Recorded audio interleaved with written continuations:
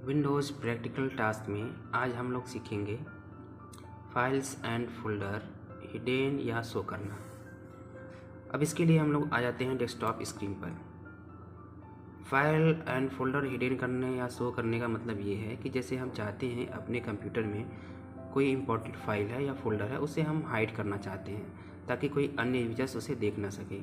तो उसके लिए हम लोग जिस फोल्डर को हाइड करना है उस फोल्डर को हम सेलेक्ट करते हैं। जैसे कि हमारे पास एक वॉलपेपर नाम का एक फ़ोल्डर है, तो इस फोल्डर को हमें हाइड करना है। तो अब क्या करते हैं, हम इस पर राइट क्लिक करते हैं, सेलेक्ट करते हैं और इसे राइट क्लिक करते हैं। राइट क्लिक करने के बाद प्रॉपर्टीज़ में चले जाते हैं। प्रॉपर्टीज़ में जाने के बाद आपको जनरल ऑप्शन के अंदर नीचे आपको दिखेगा हिडन ऑप्शन, तो आपको हिडन पर क्लिक करके ओके कर लेना है। जैसे ओके करते हैं तो यहाँ पे एक और बॉक्स खुल के आता है जिसमें आपको जो है applied change to this folder, sub folder and file, यानी ये आपको ये मैसेज देता है कि अगर आप चाहते हो कि अपने फोल्डर के अंदर जो भी फाइल या सब फोल्डर्स हैं उनको भी हिडन करना चाहते हो तो आप यहाँ से इसको ओके कर सकते हो। तो यहाँ से हम इसको ओके कर देते हैं। ओके करने के बाद जैसे ही हम लोग ओके करते हैं तो देखिए हमारा ये जो फोल्डर था वो हाइड हो चुका है, बट ये पूरी तरह से हाइड नहीं है। अब इसे पूरी तरह से हाइड करने के लिए हम लोग एक सेटिंग करनी होगी, तो वो सेटिंग हमें कंट्रोल पैनल में जाके करनी होगी। तो कंट्रोल पैनल ओपन करने के लिए हम लोग सर्च बॉक्स में आते हैं, कंट्रोल पैनल सर्च करते हैं और यहाँ पे आप कंट्रोल पैनल पर क्लिक करके आपको चले जाना है फाइल एक्सप्लोरर ऑप्शन के ऊपर। तो अब इस पर आप क्लिक करोगे तो आपको यहाँ पे फाइल एक्सप्लोरर का एक बॉक्स खुलेगा जिसमें आपको व्यू में चले जाना है। व्यू में जाने के बाद नीचे देखिए यहाँ पे लिखा है हिडन फाइल एंड फोल्डर, जिसमें आपको नीचे जो ऑप्शन दिया है show hidden file and folder and drive, यानी कि इस पर आप क्लिक रहेगा तो इसमें होता है क्या है कि आपके जितने भी फाइल हिडन होते हैं वो शो करेंगे। अब आपको डोंट शो करना है, इस पर डोंट शो पर जब क्लिक करके आप ओके कर देते हैं तो जो भी फाइलें आपकी हिडन होती है वो तुरंत वहाँ से हाइड हो जाएंगी। जैसे देखिए अब ये हाइड हो गई। अब इसी तरह से मान लीजिए हम कोई और फाइल इस समय हाइड करना चाहते हैं तो देखिए अब वो तुरंत हाइड हो जाएगी। तो इस पर देखिए यूट्यूब का एक फ़ोल्डर है, इसको भी हाइड करना चाहते हैं तो इस पर राइट क्लिक करते हैं और प्रॉपर्टीज़ में चले जाते हैं और यहाँ से इसको हम हिडन करते हैं। हिडन पर क्लिक करके जब ओके करते हैं और यहाँ से भी ओके कर देते हैं तो देखिए अब तुरंत ये यहाँ से हाइड हो जाती है। अब वापस इसे दिखाना है, शो करना है, तो हमें क्या करना होगा, फिर से हम कंट्रोल पैनल में चले जाते हैं। कंट्रोल पैनल में जाने के बाद फाइल एक्सप्लोरर ऑप्शन पर क्लिक करके व्यू ऑप्शन में चले जाना है और हमने जो सेटिंग किया हुआ था don't show hidden file folder पर, उसको हटाकर हमें वापस से शो पर क्लिक कर देना है। शो पर क्लिक करने के बाद ओके कर देना है। अब इसके बाद आप जाकर देखेंगे डेस्कटॉप स्क्रीन पर तो जो भी आपने फाइलें हिडन करके रखी हुई तो वो फाइलें वापस से दिखना स्टार्ट हो गई हैं। अब इसे पूरी तरह से शो कराने के लिए हमें इन सब पे राइट क्लिक करके हमें इसको अनहाइड करना होगा। तो इसके लिए चलिए हम दोनों को एक साथ करना चाहते हैं तो दोनों को सेलेक्ट कर लेते हैं। कंट्रोल बटन का इस्तेमाल करके दोनों सेलेक्ट हो चुका है। अब इस पर राइट क्लिक करना है। राइट क्लिक करने के बाद प्रॉपर्टीज़ में जाकर यहाँ हिडन ऑप्शन दिख रहा है, इस पर आप क्लिक करके इसको जो है हटा सकते हैं। हटाने के बाद देखिए यहाँ पे जैसे ही ओके करेंगे आपको दोबारा से ओके करने का ऑप्शन आएगा, इसको भी आप ओके करके हटा दीजिएगा। अब देखिए हटाने के बाद क्या हो रहा है कि अब आपका स्क्रीन जो है पूरी तरह से जो है फाइलें जो है दिखनी स्टार्ट हो गई हैं। तो ये फाइल और फोल्डर जो है आप अपनी ज़रूरत के अनुसार हाइड या अनहाइड कर सकते हैं। अब दूसरा हमारा टास्क जो है स्टार्टअप ऐप्स मैनेज करना। अब ये क्या होता है कि अगर जैसे कि मान लीजिए हम अपने कंप्यूटर को ऑन करते हैं, पावर बटन दबाकर जब ऑन करते हैं तो उसमें होता है क्या है कि कंप्यूटर ऑन होते ही कुछ प्रोग्राम अपने आप स्टार्ट हो जाते हैं, जिससे हमारे कंप्यूटर की स्पीड जो होती है वो स्लो होती है। तो हम चाहते हैं कि हमारे प्रोग्राम जो है अपने आप स्टार्ट ना हो, हम जब ज़रूरत पड़े तभी इसको स्टार्ट करें। तो उसके लिए हम लोग क्या करना होता है कि हमें उस प्रोग्राम को बंद करना होता है। अब उस प्रोग्राम को बंद करने के लिए हम लोग टास्क बार पे चले जाते हैं। टास्क बार में आपको टास्क मैनेजर पे चले जाना है। जैसे ही आप टास्क बार पे राइट क्लिक करोगे तो टास्क मैनेजर ऑप्शन पे चले जाना है। अब टास्क मैनेजर में जाने के बाद आपको चले आना है स्टार्टअप पे। स्टार्टअप पर क्लिक करने के बाद नीचे देखिए बहुत सारे प्रोग्राम की लिस्ट दिखाई दे रही है, जो प्रोग्राम बाय डिफ़ॉल्ट चलते रहते हैं। तो हमें इनको क्या करना है, जो जो प्रोग्राम चल रहे हैं उनको हमें डिसेबल कर देना है। ज़रूरत के अनुसार जो प्रोग्राम रखना चाहते हैं कि नहीं वो चले तो उसको आप यहाँ से अनेबल कर सकते हो। जैसे यहाँ पे कुछ प्रोग्राम दिख रहे हैं जिसको हमने पहले से डिसेबल करके रखा हुआ है। अब जैसे कुछ और प्रोग्राम है इसको भी हम डिसेबल करना चाहते हैं, जैसे मान लीजिए ये प्रोग्राम है इसको भी हम डिसेबल करना चाहते हैं, इस पर क्लिक करके यहाँ से आप डिसेबल कर सकते हो। उसी तरह से अन्य प्रोग्राम को भी आप यहाँ पे क्लिक करके अपनी आवश्यकता अनुसार डिसेबल कर सकते हो। जिससे अब क्या होगा कि आपका कंप्यूटर जो है जैसे ही आप ऑन करते हो तो ये सब प्रोग्राम आपके पहले से ऑन नहीं रहेंगे। इसको आप जब ज़रूरत पड़ेगा तभी इसको आप ऑन कर सकते हो। तो इस तरह से हम स्टार्टअप प्रोग्राम को आप बंद कर सकते हैं।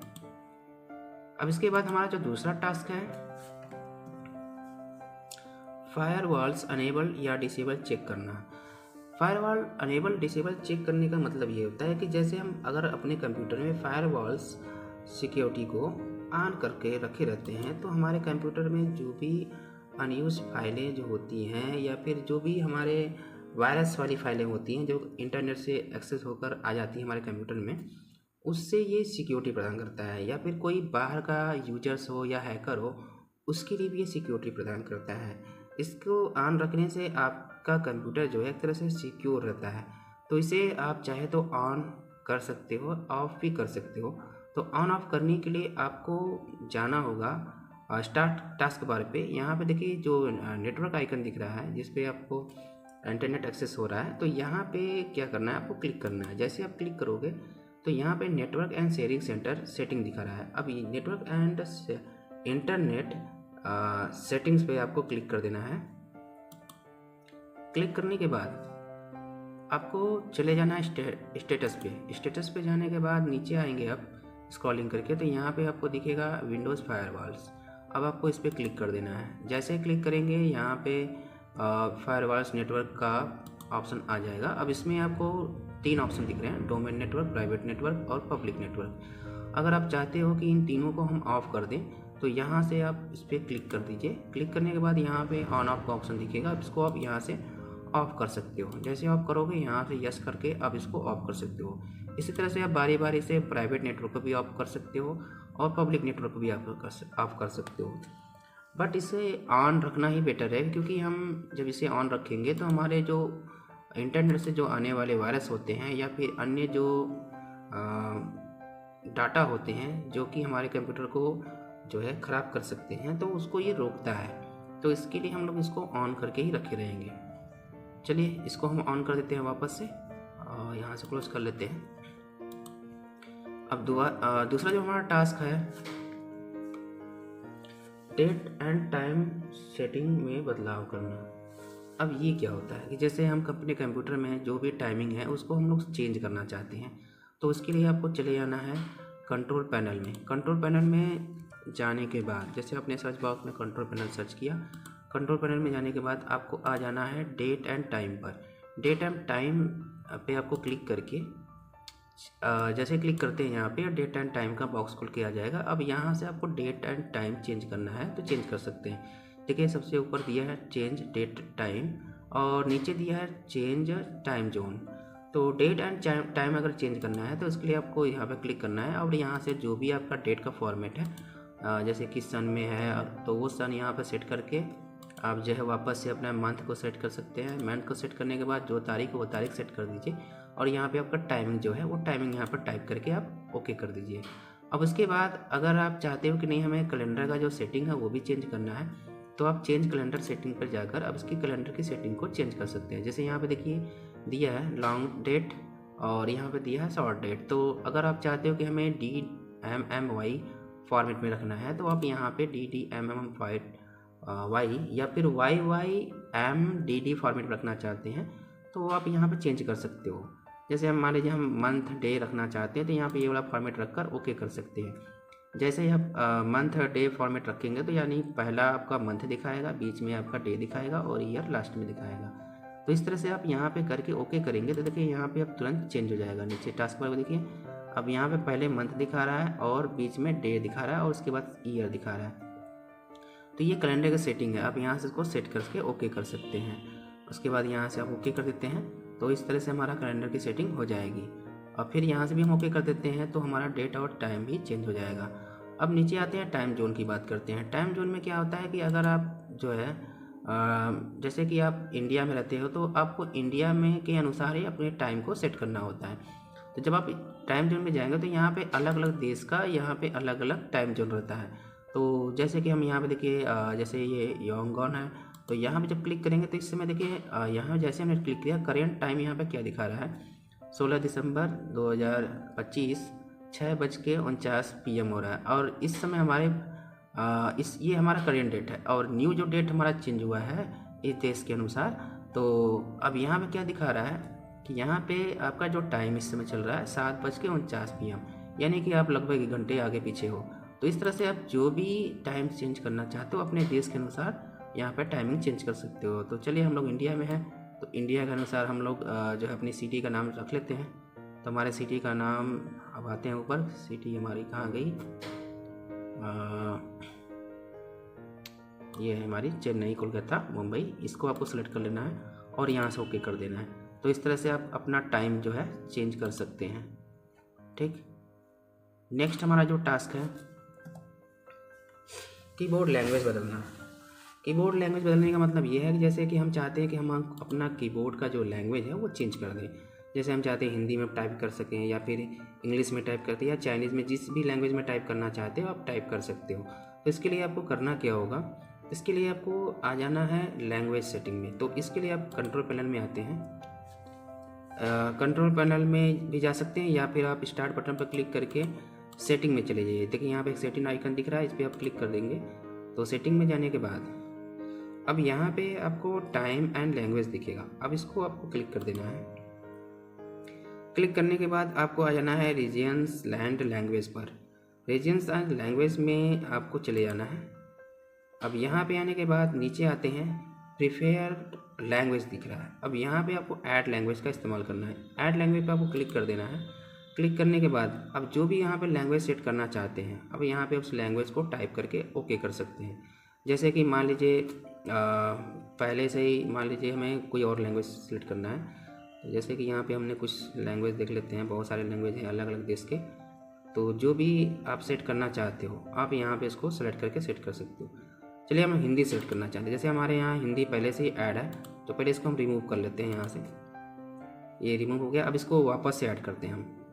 ठीक है, तो ऐड पर क्लिक करते हैं और यहाँ पे हमें हिंदी टाइप करना है। हिंदी, जैसे हिंदी टाइप करोगे यहाँ पे हिंदी आ जाएगा, इसको सेलेक्ट कर लेना है और यहाँ से नेक्स्ट कर लेना है। नेक्स्ट करने के बाद आपका ये जो लैंग्वेज है ये इंस्टॉल हो जा रहा है। ये फीचर्स जैसे इंस्टॉल हो जाता है, यहाँ पे जब इंस्टॉल पर क्लिक करते हैं तो ये देखिए ये फीचर्स यहाँ पे ऐड हो गया। अब इसे हम कीबोर्ड के साथ यूज करना चाहते हैं तो आप यहाँ पे जाकर जैसे आप यहाँ पे ऐड करोगे तो ये सेटिंग यहाँ पे ऐड हो जाती है। अब हमें करना क्या है, इसको यूज करना है। तो यूज करने के लिए जैसे आप इसको यहाँ पे ऐड करते हो तो नीचे टास्क बार पे लैंग्वेज दिखाई देता है। यहाँ पे देखिए यहाँ पे इंग्लिश लैंग्वेज दिखाई दे रहा है, इस पर आप क्लिक करोगे तो आपको यहाँ पे हिंदी भी आएगा। अब हिंदी पर आप क्लिक कर दोगे तो अब क्या होगा, अब जब भी कोई टाइपिंग करोगे, जैसे कि मान लीजिए हमें हिंदी टाइपिंग करना है तो यहाँ पर जब भी टाइपिंग करोगे यहाँ पे हिंदी में टाइपिंग होगी। ठीक है, इस तरह से ये हिंदी में टाइपिंग हो रही है। या फिर किसी अन्य सॉफ्टवेयर में जैसे आप कोई अन्य प्रोग्राम खोल लेते हो वर्ड, तो देखिए अब ये हिंदी में टाइपिंग हो रही है इस तरह से। तो अगर आपको इंग्लिश में वापस से टाइपिंग करनी है तो आप यहाँ पे लैंग्वेज चेंज कर सकते हो। तो जैसे यहाँ पे देखिए इंग्लिश लैंग्वेज हमने सेट कर दिया, अब ये हिंदी में इंग्लिश में टाइपिंग होगी। जैसे हमने यहाँ पे वर्ड लिखा देखिए अब इंग्लिश में टाइपिंग हो रही है। तो इस तरह से आप जो है अपनी लैंग्वेज को चेंज कर सकते हो। ठीक है, आपको जैसे इस पर आपको हिंदी में लिखना है तो आप यहाँ पे जाइए, लैंग्वेज पर क्लिक करिए और यहाँ से हिंदी पर क्लिक करिए। उसके बाद अब यहाँ से इसको हिंदी में टाइपिंग कर सकते हो। तो देखिए हिंदी टाइपिंग वहाँ पे ही सपोर्ट करेगा जहाँ पे आपका हिंदी टाइपिंग का फॉर्मेट शो करता हो। अब इसमें देखिए हिंदी फॉन्ट का इसमें कोई भी यूज़ नहीं है, इसलिए यहाँ पे हिंदी फॉन्ट सपोर्ट नहीं कर रहा है। जैसे कुछ सॉफ्टवेयर पे सपोर्ट करेगा और कुछ पे नहीं सपोर्ट करेगा, इसलिए आपको हिंदी फॉन्ट यहाँ पे इंस्टॉल करना होगा। फिलहाल में हम यहाँ पे हिंदी और इंग्लिश को कीबोर्ड के माध्यम से हमने सेट करके दिखा दिया। नेक्स्ट टास्क हमारा है माउस सेटिंग बदलना। माउस सेटिंग बदलने के लिए हम लोग डेस्कटॉप स्क्रीन पे आते हैं। माउस सेटिंग बदलने का मतलब क्या है कि जैसे कि अगर हम मान लीजिए हमारा माउस बहुत ही स्लो काम कर रहा है या फिर कोई बटन काम नहीं कर रहा है तो उसकी सेटिंग करके हम उसको ठीक कर सकते हैं। तो चलिए इसके लिए हम लोग आ जाते हैं कंट्रोल पैनल में।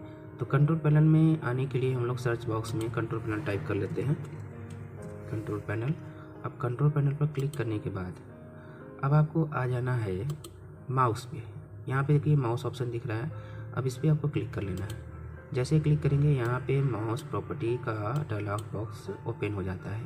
अब इसमें देखिए कई तरह की सेटिंग्स दी है, जैसे यहाँ पे बटन की सेटिंग है, पॉइंटर की सेटिंग, पॉइंटर ऑप्शन की सेटिंग, व्हील की सेटिंग और यहाँ पे हार्डवेयर की सेटिंग दिया हुआ है। तो सबसे पहले हम लोग बटन की सेटिंग की बात करते हैं। तो बटन की सेटिंग में यहाँ पे बटन कॉन्फ़िगरेशन ऑप्शन दिया है। इसमें क्या दिया है कि switch primary and secondary button, इसका यूज कब करते हैं हम।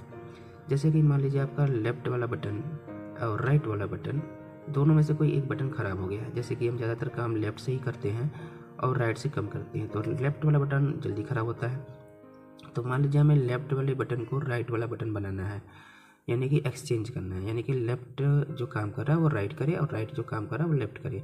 तो उसको आप यहाँ से चेंज कर सकते हो। जैसे देखिए यहाँ पे चेंज करने के लिए आपको यहाँ पे क्या करना होगा, क्लिक करना होगा। देखिए ज़्यादातर काम हम क्लिक करने का काम लेफ़्ट से करते हैं, तो अभी देखिए हम लेफ़्ट से जब क्लिक करते हैं, अब लेफ़्ट वाला काम क्या हो गया है, एक्सचेंज हो गया है राइट में। अब राइट वाला काम एक्सचेंज हो गया है लेफ़्ट में। अगर हम दोबारा इस पर लेफ़्ट बटन से क्लिक करते हैं तब ये क्लिक नहीं होगा। अब इसके लिए हमें राइट बटन का इस्तेमाल करना होगा, क्योंकि हमने राइट वाले बटन को लेफ़्ट कर दिया और लेफ़्ट को राइट कर दिया है। तो देखिए अब हम राइट बटन से क्लिक करते हैं तो ये आसानी से क्लिक हो जा रहा है। तो इस तरह से आप चेंज करके जो है अपना बटन का कार्य जो है चेंज कर सकते हैं। उसके बाद नीचे आते हैं double click speed. Double click speed क्या है कि जैसे हम किसी भी फोल्डर या फाइल पे डबल क्लिक करते हैं तो वो फाइल ओपन हो जाती है। तो इसकी स्पीड हम यहाँ से कंट्रोल कर सकते हैं। जैसे कि अगर यहाँ पे देखिए स्लो दिया है, फास्ट दिया है।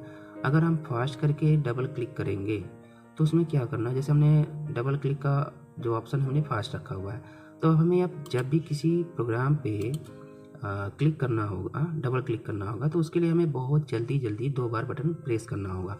जैसे कि मान लीजिए हमें ये हमारा फाइल है, इसको हम ओपन करना चाहते हैं, तो अब इस पर हमें जल्दी 2 बार ओपन करना होगा। तो जल्दी बटन दबाने के लिए आपको लेफ़्ट का इस्तेमाल करना है। तो लेफ़्ट बटन को आप डबल क्लिक करने के लिए आपको बहुत फास्ट, यानी कि जल्दी आपको बटन दबाना होगा, तब जाकर ये ओपन होगा। लेकिन हम चाहते हैं कि नहीं, हमें अगर थोड़ा सा स्लो भी बटन दबाते हैं तब भी हमारा जो है डबल क्लिक हो जाए, तो उसके लिए हमें क्या करना होगा, यहाँ पे माउस की सेटिंग में जाकर आपको डबल क्लिक स्पीड को स्लो कर देना है। जब स्लो कर देंगे तो इसमें क्या होगा कि अगर आप थोड़ा सा आराम से भी डबल क्लिक करते हैं तब भी वो डबल क्लिक हो जाती है। जैसे हमने देखिए यहाँ पे क्लिक किया, एक बार क्लिक करने के बाद जैसे मान लीजिए हमको दोबारा क्लिक करना है तो वो थोड़ा सा लेट में भी करेंगे। जैसे हमने एक बार क्लिक किया फिर थोड़ा सा लेट में करेंगे तब भी वो जो है स्पीड इसकी डबल क्लिक के बराबर हो जाएगी। अब यहाँ पे देखिए थोड़ा स्लो स्पीड में करेंगे तब भी यहाँ पे आपका डबल क्लिक हो जाता है। तो इस तरह से आप अपनी डबल क्लिक स्पीड को आप जो है कंट्रोल कर सकते हो कि आपको फास्ट रखना है कि फिर मीडियम में रखना है। तो इस तरह से हम स्लो या फास्ट करके अपनी स्पीड को कंट्रोल कर सकते हैं। तो चलिए हम थोड़ा सा फास्ट कर लेते हैं। और उसके बाद यहाँ पे नीचे जो ऑप्शन दिया है क्लिक लॉक, इसका यूज क्या है। इसका यूज ये है कि जैसे हम किसी भी फाइल या फोल्डर को माउस से ड्रैग एंड ड्रॉप करते हैं, या फिर जैसे किसी फाइल या फोल्डर को हम एक जगह से दूसरी जगह पर ड्रैग करके रखते हैं, तो उसके लिए हमें करना क्या होता है कि लेफ़्ट बटन का इस्तेमाल करके लेफ़्ट बटन को दबा के रखना होता है। फिर उसके बाद जहाँ पे ले जाकर छोड़ना होता है, ड्रॉप करना होता है, वहाँ पे ले जाकर हम लेफ़्ट बटन को छोड़ देते हैं, जिससे फाइल हमारी यहाँ से वहाँ मूव हो जाती है। लेकिन हम ये काम लेफ़्ट बटन का इस्तेमाल किए बिना ही करना चाहते हैं, तो उसके लिए हम लोग इस ऑप्शन को ओके करेंगे। जैसे देखिए फ़िलहाल में हम लोग यहाँ पे लेफ़्ट बटन को ऑफ कर देते हैं, अब ओके करते हैं। तो हमें जब किसी फाइल को ड्रैग एंड ड्रॉप करना होता है, जैसे हमने इसको उठाया, इस फाइल को या किसी और जगह पर रखना चाहते हैं, तो इसको हम लेफ़्ट बटन को दबा के रखेंगे और यहाँ पे लेफ़्ट बटन को दबाए रखे रहना है। और उसके बाद जहाँ पे ले जाकर छोड़ना है वहाँ पे इसको छोड़ देना है। तो देखिए यहाँ से यहाँ चली गई। लेकिन ये काम हम बिना लेफ़्ट बटन दबाए करना चाहते हैं, यानी कि हमको लेफ़्ट बटन दबा कर नहीं रखना है, छोड़ कर लेकर जाना है। तो उसके लिए हम लोग क्या करेंगे, अब माउस सेटिंग में जाते हैं और यहाँ पे टर्न ऑन क्लिक लॉक पर ओके कर देते हैं। ओके करने के बाद यहाँ से भी ओके कर देते हैं। अब हम लोग क्या करेंगे, लेफ़्ट बटन को, जैसे हमको ये फाइल वापस से यहाँ पर रखनी है, तो हम लेफ़्ट बटन को एक बार दबाएंगे, उसके बाद कुछ टाइम के लिए इसको दबा के रखे रहेंगे। अब ये लॉक हो गया। अब इसको मूव कराना है, तो अब देखिए हमने लेफ़्ट बटन छोड़ दिया है। अब ये जहाँ पे लेके जाकर छोड़ना चाहते हैं वहाँ पे ले जाकर इसको छोड़ दिए। आपको दबाने की ज़रूरत नहीं है दोबारा, आप इसको लेफ़्ट बटन को छोड़ कर भी आप यहाँ पे इसको रख सकते हैं। तो इस तरह से देखिए आप ड्रैग एंड ड्रॉप कर सकते हो। तो जैसे हमारी फाइल जो हमने रखी है और ये यहाँ चली गई, इसको हम दोबारा से क्लिक करके छोड़ते हैं और यहाँ पे आकर छोड़ देते हैं। तो देखिए यहाँ पे ये ड्रैग हो गई। तो इस तरह से हम माउस बटन के लेफ़्ट बटन को बिना दबाए जो है हम किसी भी फाइल या फोल्डर को ड्रैग एंड ड्रॉप कर सकते हैं। उसके बाद नेक्स्ट हमारा जो है ऑप्शन दिया है पॉइंटर। पॉइंटर में क्या होता है कि जो हमारा एक पॉइंटर होता है, इसके आइकन को चेंज करने के लिए हम पॉइंटर का इस्तेमाल करते हैं। जैसे हम चाहते हैं कि हमारा जो पॉइंटर का आइकन है वो कुछ ही और तरह का दिखाई दे। जैसे कि हम देखिए बहुत सारे अलग अलग फॉर्मेट दिए हैं। जैसे हम चाहते हैं कि हमारा पॉइंटर है इस टाइप का दिखाए, मैग्नीफायर है, देखिए इसमें वाइट हो गया, इसको अप्लाई करके देखेंगे हम, हमारा कर्सर जो है वाइट कलर का दिख रहा है। इसी तरह से आप कोई और रखना चाहते हो तो इस तरह से आप यहाँ पे कर्सर का पॉइंटर जो है चेंज कर सकते हैं। तो इस तरह से आप कर्सर का पॉइंटर अगर चेंज करना चाहते हैं तो उसके लिए आपको पॉइंटर ऑप्शन में आकर इसको सेट करना होगा। तो ये चीज़ हमने अप्लाई करके ओके कर देना है। और उसके बाद पॉइंटर ऑप्शन में आते हैं। तो पॉइंटर ऑप्शन में बहुत सारे सेटिंग्स दिए हैं। तो इसमें से सबसे पहला सेटिंग्स जो दिया है वो दिया है मोशन। मोशन में क्या होता है कि जैसे हम माउस को मूव कराते हैं तो उसकी स्पीड कैसी रहनी चाहिए, फास्ट या मीडियम या स्लो, तो आप यहाँ से इसको कंट्रोल कर सकते हो। जैसे हमने यहाँ पे स्लो कर दिया, अगर हम इसको स्लो कर देते हैं तो हमारा माउस बहुत ही स्लो गति से मूव करता है, तो इससे हमारा काम जो है बहुत लेंदी होगा, यानी कि वो स्लो होगा। तो हम लोग क्या करते हैं, इसकी स्पीड को थोड़ा बढ़ा देते हैं। तो इससे क्या होता है, आप किसी प्रोग्राम पे जाना चाहते हो तो बहुत ही फास्ट तरीके से जा सकते हो। अगर आप बहुत फास्ट कर देते हैं तो आपका प्रोग्राम पे जाने का जो स्पीड होता है वो बहुत ही फास्ट हो जाता है। लेकिन हमें बहुत फास्ट नहीं रखना है, क्योंकि फास्ट जब रखते हैं तो आपका कर्सर जो है कंट्रोल के बाहर चला जाता है। जैसे आप किसी बारीकी काम को करते हो तो वहाँ पे आपका कर्सर बहुत ही इधर उधर बहुत फास्ट मूव करता है, तो इससे आपका बारीकी वाला काम जो है उसमें रुकावटें आती हैं। तो इसलिए हम लोग ज़्यादातर काम जो है स्लो मोशन में ही करेंगे, ज़्यादा फास्ट नहीं करना है, ठीक है। तो इस तरह से आप माउस को कंट्रोल करके इसकी स्पीड को कंट्रोल कर सकते हैं। अब इसके बाद नीचे दिया है स्नैप टू। स्नैप टू में क्या दिया है कि automatically move pointer to the default button in a dialog box. इसका यूज़ कब करते हैं, जब जैसे कि मान लीजिए हम कोई ऑप्शन पर क्लिक करते हैं या क्लोज करते हैं तो एक डायलॉग बॉक्स ओपन होकर रहता है। तो हम चाहते हैं कि हमारा जो पॉइंटर है वो बाय डिफ़ॉल्ट उसके पहले वाले ऑप्शन पे सेलेक्ट हो जाए। जैसे कि ये भी एक डायलॉग बॉक्स है, तो मान लीजिए हम इस पर बिना क्लिक किए ओपन करते हैं एक बार इसको। जैसे हमने माउस पर क्लिक किया, अब ये डायलॉग बॉक्स जब ओपन हो रहा है तो हमारा कर्सर जो है अभी कहाँ पे है, इसी पोजीशन पे ही है। तो हम चाहते हैं कि ये हमारा पोजीशन जो है चेंज हो जाए, चेंज होकर तुरंत उसके ओके वाले बटन पे यानी उसके पहले वाले ऑप्शन पर कमांड पे चला जाए। तो इसके लिए हम लोग क्या करेंगे, ऑटोमेटिकली ऑप्शन पर हम लोग क्लिक कर देंगे। क्लिक करने के बाद ओके कर देंगे। अब दोबारा से हम लोग माउस पे जब क्लिक करते हैं तो देखिए हमारा माउस का कर्सर जो है वो ऑटोमेटिक जो है ओके वाले बटन पे सेलेक्ट हो गया है।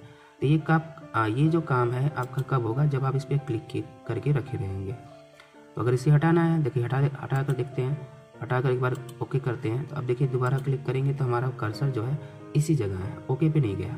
तो ये काम आपको माउस पॉइंटर वाले ऑप्शन में जाकर कर लेना है।